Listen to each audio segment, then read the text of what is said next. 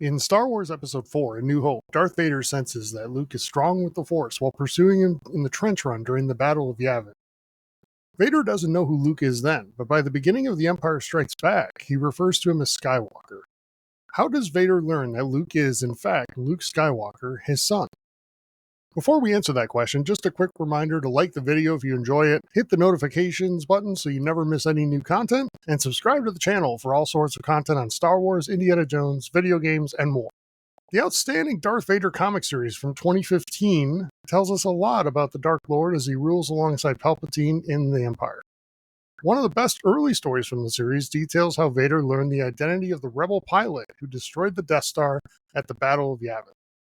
While traveling to Tatooine in issue number 1, Vader hires Boba Fett to track down the identity of the rebel pilot. Vader tells Boba Fett that the pilot was last seen on the Millennium Falcon and that he had been trained by Obi-Wan Kenobi. Fun fact for everyone, did you know that The Empire Strikes Back in 1980 isn't the first time we see Boba Fett on screen in the Star Wars universe? That distinction actually lies with the Star Wars Holiday Special from 1978. In an animated segment during the Holiday Special, Boba Fett is introduced, making him the best thing to come out of what is a gloriously bad television event.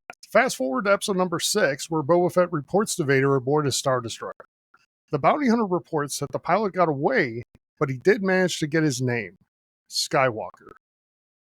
At that moment, Vader realizes that the rebel pilot is his son and that the Emperor has lied to him about everything.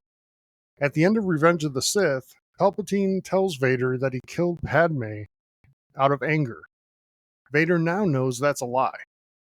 Vader's anger and feelings of betrayal ripple through the Force, leaving the windows on the Star Destroyer's bridge cracked. Much like Vader's trust in his master is cracked and damaged at that point. He contacts Palpatine and states that he now understands their relationship perfectly. This storyline explains so much about what happened in The Empire Strikes Back. First, the fact that Boba Fett just appears on Vader's Star Destroyer in the second act of the film makes complete sense now. There's a history there that we know about. Second, and more importantly, Vader's motivations for recruiting Luke to try to betray Palpatine are even more crystal clear now than they were before.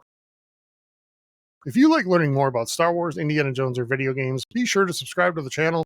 While you're at it, like the video, check out our website, strangelyAwesomeGames.com. We'll have more in Star Wars all the time, so check back often. In the meantime, though, check out our Star Wars podcast called The Dork Side of Star Wars Podcast on any podcast platform that you listen to. May the Force be with you. Have a great day, everybody.